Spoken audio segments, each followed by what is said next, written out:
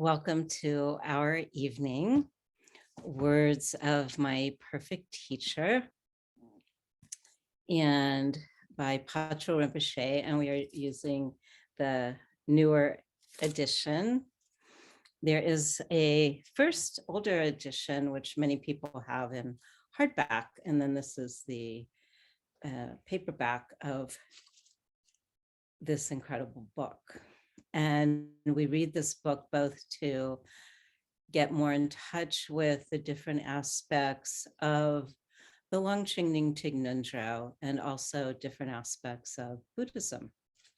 So this evening, we're going to be beginning. You notice I have many markers, yes. And so we're going to begin talking a bit more about the bodhicitta.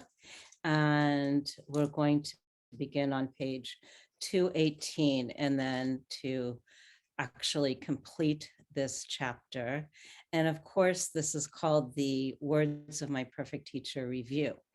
And it's the review because we don't go over every word, we don't go over every concept, but really to have a nice look at the topics and to really come into a deeper understanding of our topics. So we start with arousing bodhicitta. And what's very interesting is that the first thing that happens is there's one of my favorite things, there's a note. So arousing bodhicitta has a note number 135. And so it goes into a definition.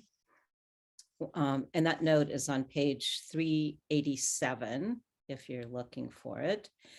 Essentially, what it refers to is that for a beginner, the bodhicitta, that word, and many of us know that bodhi is Buddha and citta is mind, so the mind of the Buddha.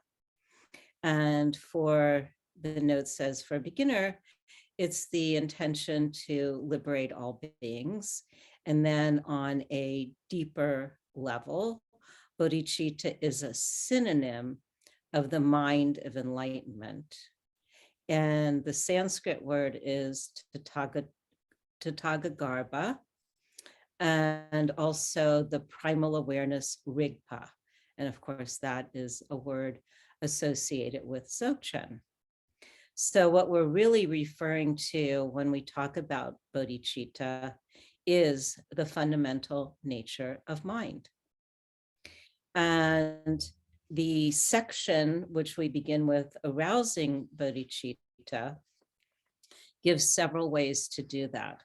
Now, when I was first learning about bodhicitta, it for me was a little bit confusing because the ultimate state of enlightenment of the Buddha's mind seemed a bit different than the different techniques and different levels of cultivation that were talked about.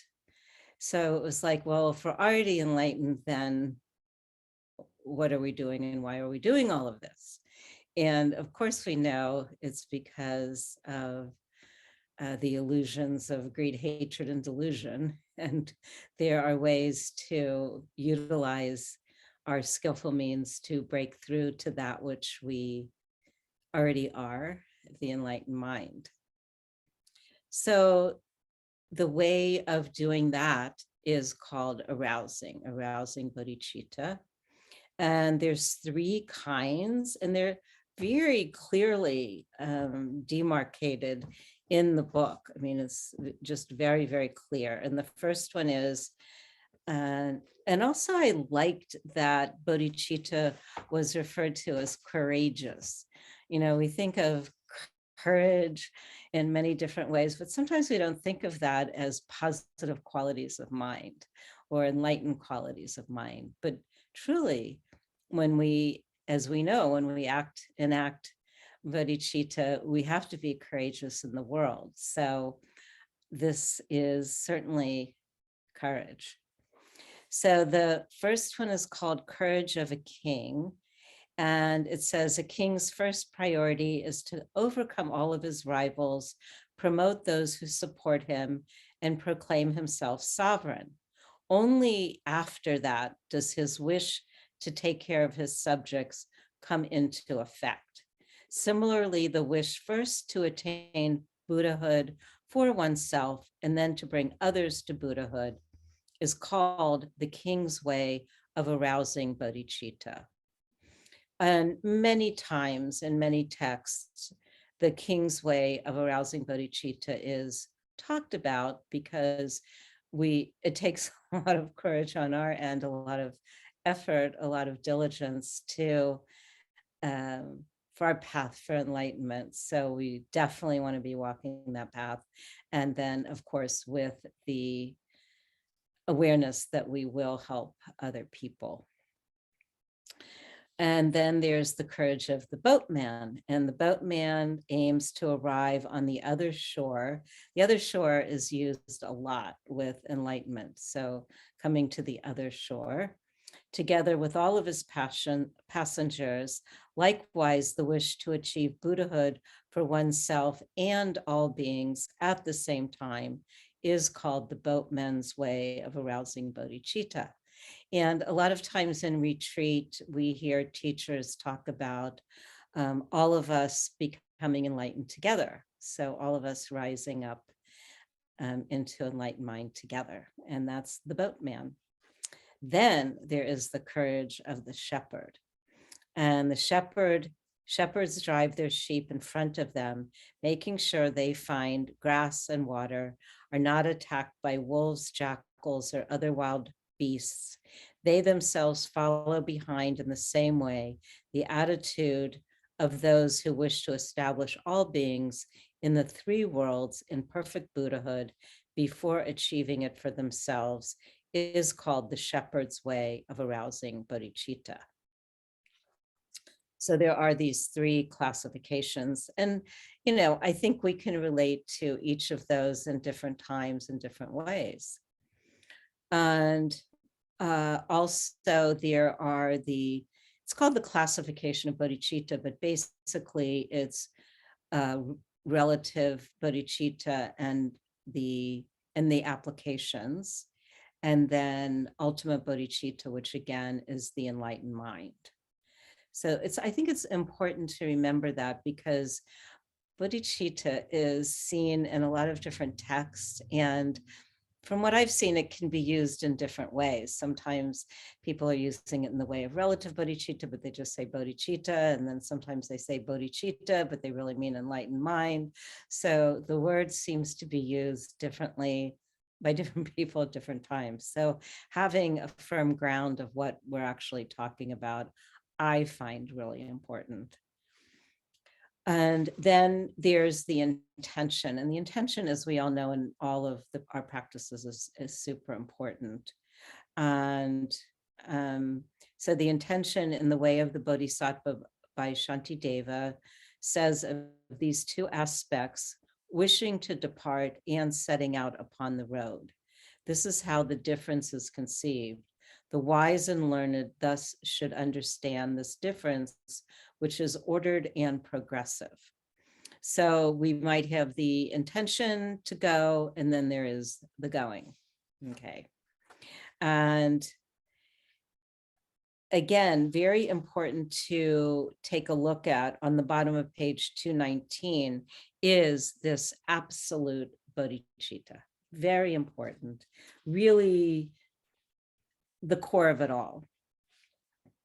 So it says both the intention and application aspects are relative. So wanting to go and going are relative.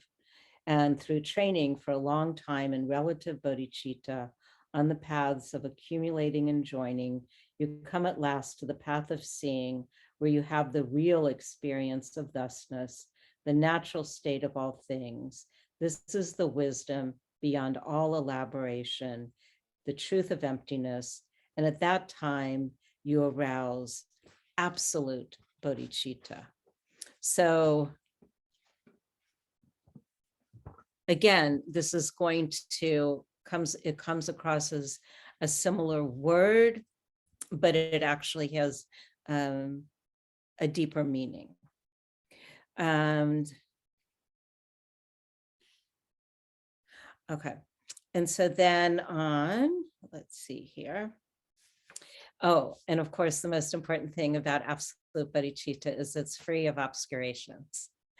So the way of getting there, though, again, is the relative bodhicitta, where we are on page 219, cultivating that which we know very well, the paramitas, the practices of generosity, discipline, patience, tolerance, diligence, concentration, meditative absorption, and discriminating wisdom.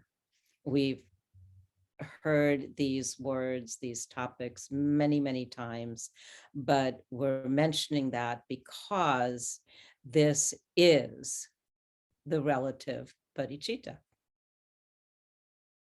Okay. And so we're wondering, well, we have the relative bodhicitta, but we already have bodhicitta because all beings have Buddha nature. And it's kind of like the two are coming together. So we're remembering the qualities that we already have.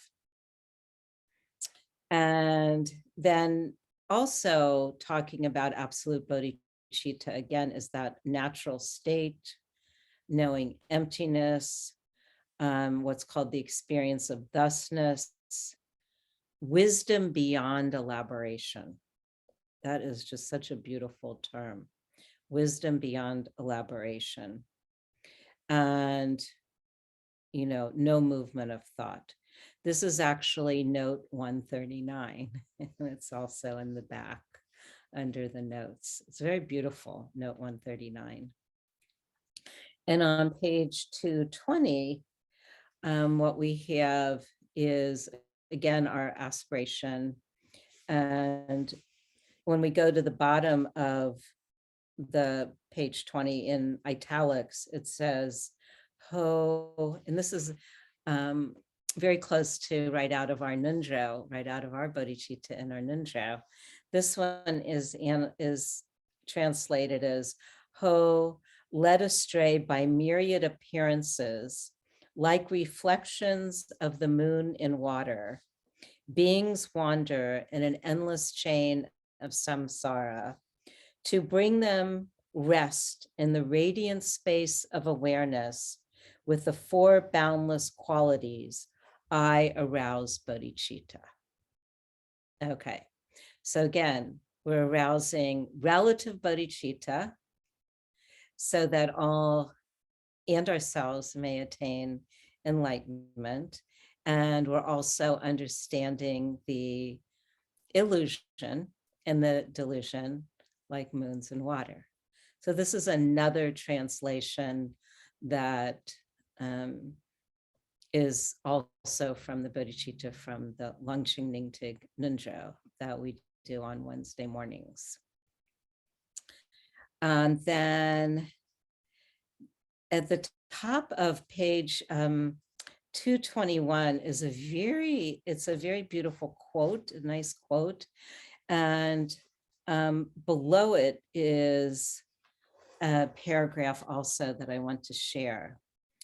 And so on the top of page 221, it's like a prayer, and it's touching in a way. It says, may bodhicitta, precious and sublime, arise where it has not yet come to be. And where it has arisen, may it never fail, but grow and flourish ever more and more. So this is an aspiration. This is a wish. It's very beautiful, you know, to make that wish. And then under it, it says, once you make that wish, then you dedicate the merit with these lines. I want to talk a moment about these lines that Patrul Rinpoche mentions. And again, this is in italics on the top of page 221. And he says, emulating the hero Manjushri, Samantabhadra, and all those with knowledge, I too make a perfect dedication of all actions that are positive.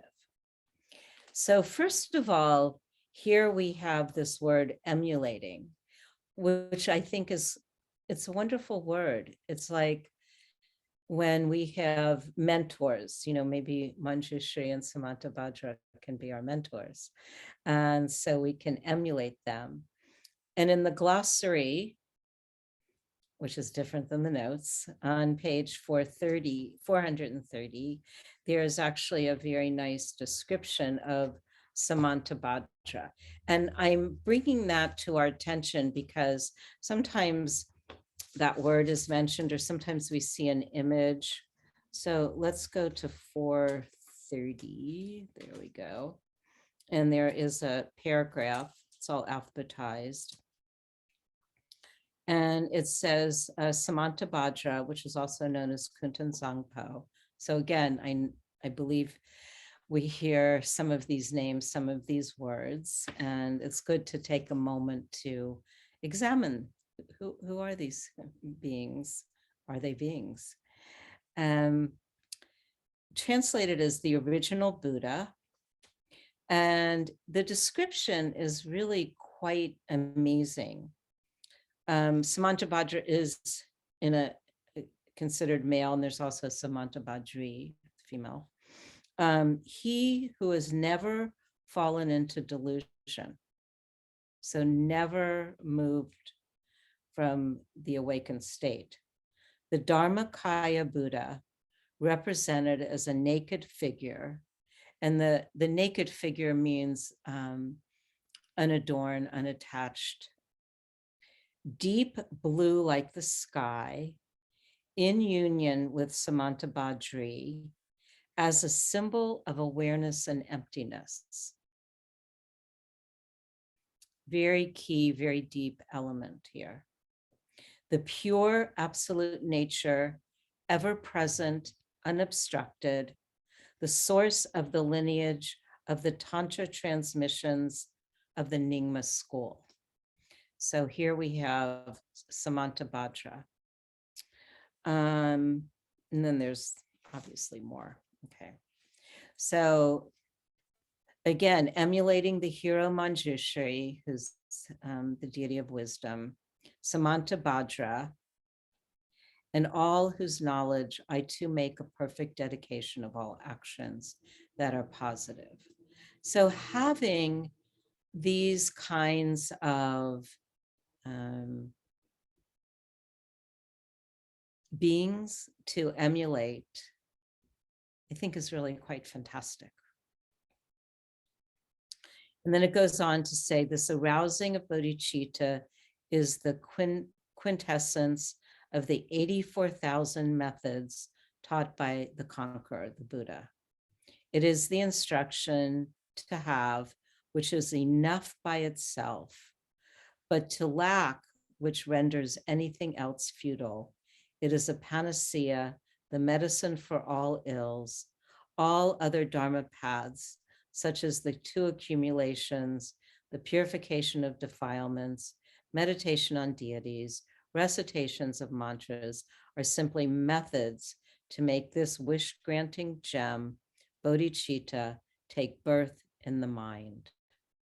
Without bodhicitta, none of them can lead you to the level of perfect Buddhahood on their own.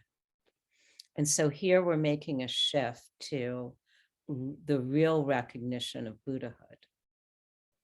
And I think I've mentioned a number of times that Arousing Rinpoche says, do you want to become Buddha in one lifetime? Do you believe you can become Buddha in one lifetime? And it's an awesome question. So here it's saying that without bodhicitta, one does not reach that level of Buddhahood. And then if we go into the 3 ways of being courageous, we realize once again that that is the goal.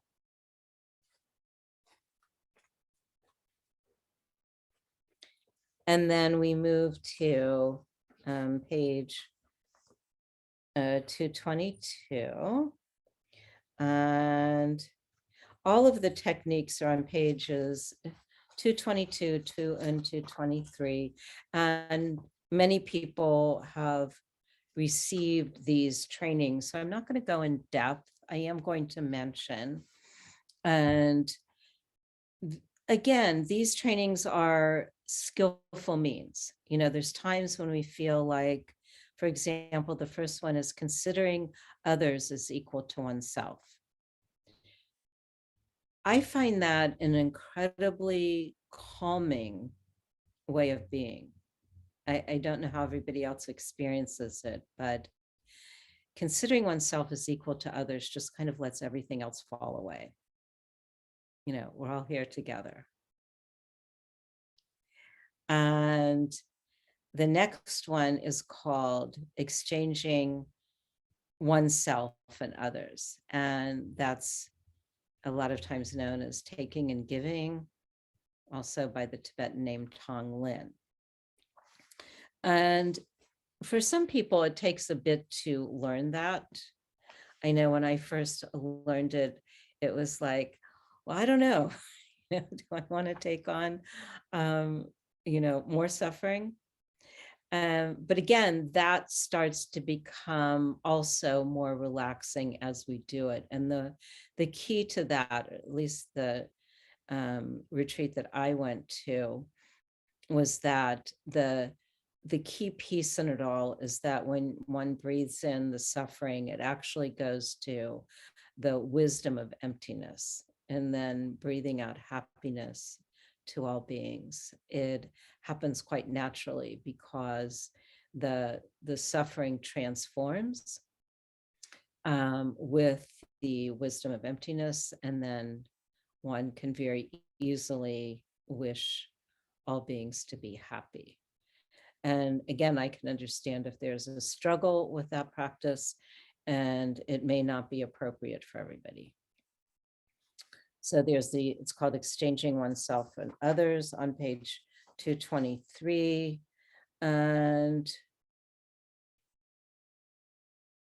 there's a phrase on page 224 about that particular practice. It says, this bodhicitta practice, and again, these are bodhicitta practices, relative, right? This bodhicitta practice of exchanging oneself and others is the ultimate and unfailing quintessential meditation for all of those who have set on the path of the Mahayana teachings.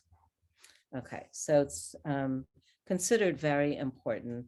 And again, because on a personal level, what it does is that it does bring one out of oneself, considering others and considering their happiness.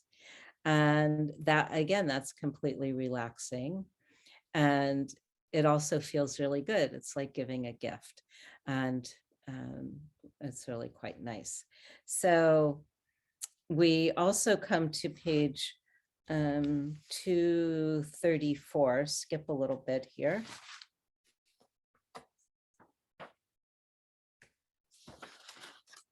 And on 234, it starts again, these very well, the training and the precepts of the bodhicitta of application, the 6 transcended perfections. So transcended generosity. We've talked a lot about generosity.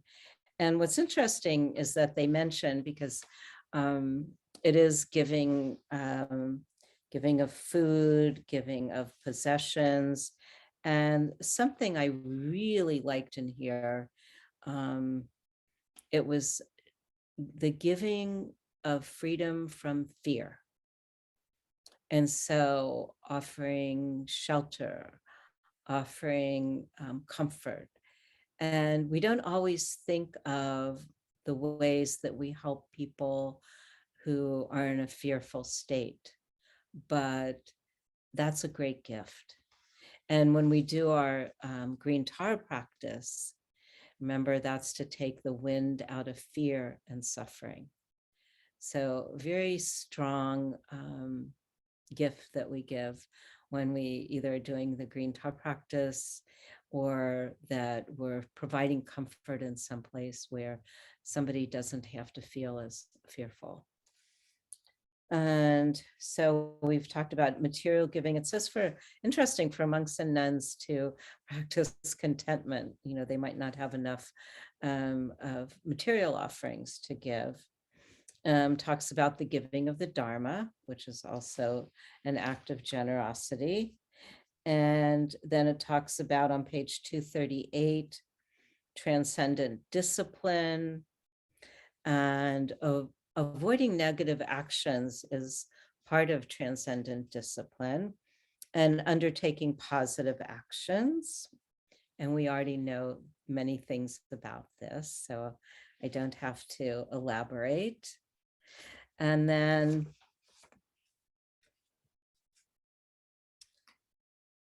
and so with the giving, it's called the three forms of giving: material, dharma, and protection from fear. Protection from fear. So even raising children is a way of giving protection from fear. And then top of page 241, it's a way of being, which we've been told many times, of transcendent patience. So let's take a look at transcendent patience, which on the top of page 241, it says, whenever someone hurts you, insults you, accuses you unjustly, the effect, as long as you do not lose your temper with that person or bear a grudge, will be to exhaust many of your past actions and obscurations. By developing patience in such situations, you can accumulate abundant merit. Consider all who have wronged you, therefore, as your teachers. As it is said, if there were no one with whom to get angry, with whom would you cultivate patience? So this is considered very important for our merit. And this I find kind of interesting. It says, nowadays, we often hear that someone is a good Lama or a monk, but has a terrible temper. But there is no worse fault in the world than anger. So how could anyone be so good at the same time have a terrible temper? They can't. You don't understand that a moment's action arising from anger is worse than 100 actions arising from desire. And it's very interesting. And this is very emphasized in Tibetan Buddhism. And when I was studying in Theravada Buddhism, it was really desire. Desire was the big one. In Tibetan Buddhism, it's anger. So, I mean, they're both equally, but it's very fascinating to watch that. And then there is also something that talks about in the protection of fear. And this is where there's a practice, and it's definitely done in Tibetan Buddhism, and maybe it's done in Chinese Buddhism. I have a feeling it has roots elsewhere, but it's called life release. And in this Patrul Rinpoche's book, he talks about saving animals from slaughter. And I know many times I've gone to retreats where they release fish in the water that are going to be sold to be eaten or for food, and that there's a great deal of merit in what's called life release. One time I went to a pet store and bought worms, and I brought them back to my house. So I was doing life release with worms that were going to be sold for fishing. And now I actually find when it rains, I'm finding worms on the sidewalks because they want to get out of the the heavy drenched soil. So I pick them up and I bring them back, and then I put them in my yard, and I decide I have a little life release, and I put them on higher ground and tell them they'll be much happier here than being run over by a car. So that's my addition to life release. And on page 244, it talks about bearing hardship. And that's usually difficult. So let me come to my different stickers I put here.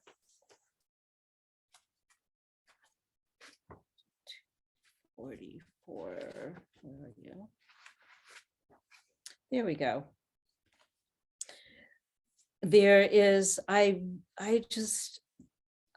love this sentence. It's in the middle of page 244 toward the top, number 2.3.3. Patience to face profound truth without fear. That is huge. For a lot of people, facing truth, whether it's what's actually going on or ultimate truth, it can bring up a lot of fear.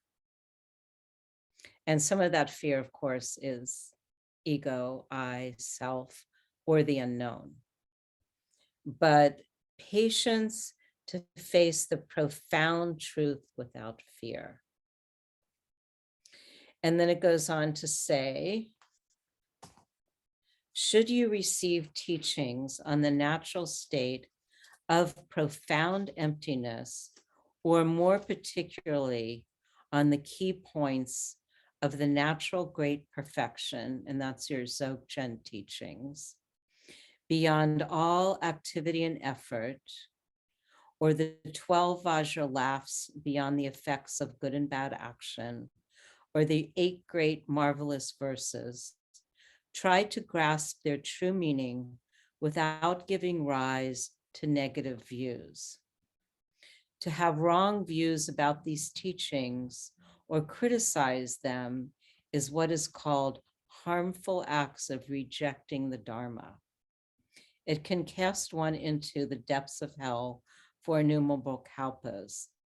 As one confession text says, I confess all of the times I've committed an act even more pernicious than the 5 acts with immediate retribution, that of rejecting the Dharma. So it's interesting what happens, and it's probably throughout life, what happens when people are confronted with the truth. What it could be relative truth, but this is ultimate truth. And it can be nurturing when one is ready. And when one is not ready, it can be very difficult. And that's why how these teachings are presented is very important, because there can be not just misinterpretation, but fears can arise. And then, sometimes even knee-jerk reactions like no. And so again, this involves, in Patrul Rinpoche's book, patience to face the profound truth without fear. I think that's huge. And then it goes on to, or he goes on to, excuse me, talk about on page 245, transcendent diligence. Talks again about different kinds of diligence, armor-like diligence, diligence in action, and diligence that cannot be stopped. So that's the diligence that really carries us through. Diligence that cannot be stopped, which is on page 246, number 2.4.3. Do not feel satisfied just at having done a little retreat. or some approach and accomplishment practices, a few prayers, or one or two good works. Vow to practice for as long as you live and determine to keep your efforts going with all of the constant power of a great river until you have attained perfect Buddhahood. So I think, as we all know, those who have practiced everybody for quite a while, it does take this profound diligence. And there's lots of stories about, especially in the Zen tradition has a lot of this, where they have reached a certain point of maybe a breakthrough in their practice. And then the Zen master always says, oh, drop that, go back, go practice. So we don't rest on our laurels, even though at this point, when people are practicing for a while, there's some really wonderful experiences, and those should be cherished. But still, we have our diligence. So it's the same like anything else. It's not too tight and it's not too loose. So we appreciate the practices and where they brought us. And we also know where we want to go is reconnecting to that ultimate Buddha nature. And then there's the, on page 248, giving up distraction. We've probably talked about that. And then there's actually a nice description of meditation posture on page 251. And it talks about, it's under the category of actual concentration. And for those who've done retreat, there's a lot of focus on concentration. But what I like is that there is a description of how one actually sits straight. And it says, whenever you practice concentration, it is important to sit in the 7-point posture of Vairocana. There's a note on that. With your eyes maintaining the appropriate gaze, it is said, when the body is straight, the channels are straight. When the channels are straight, the energies are straight. When the energies are straight, the mind is straight. So we've talked about the energies when we do the 9 breaths. We're clearing of the channels. And so here we have a little paragraph to remind us.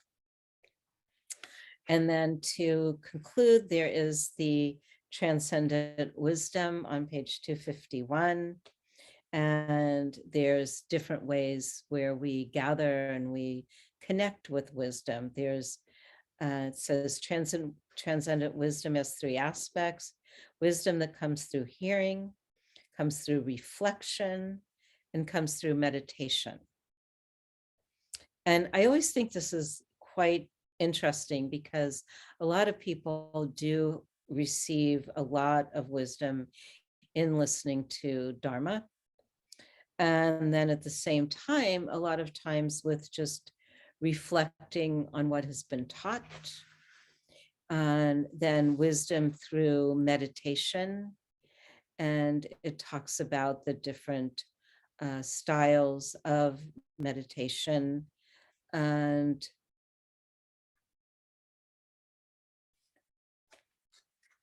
then it goes on to page 255. And what it all comes back to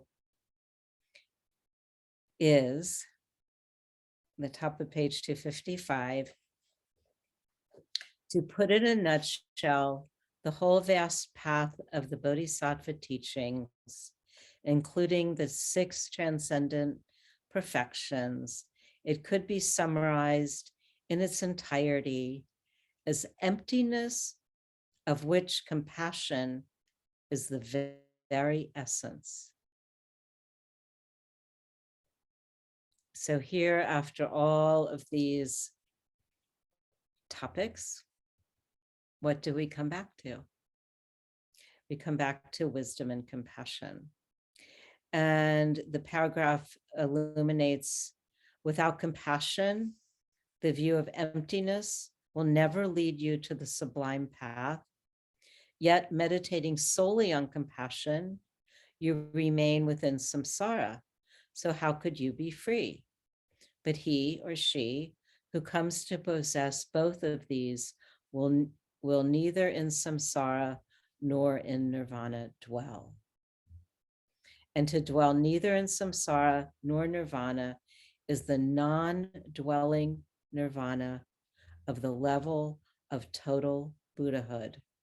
And as Lord Nagarjuna says, emptiness, of which compassion is the very essence, is only for those who want enlightenment. Okay, so with that, we will complete our evening. Thank you.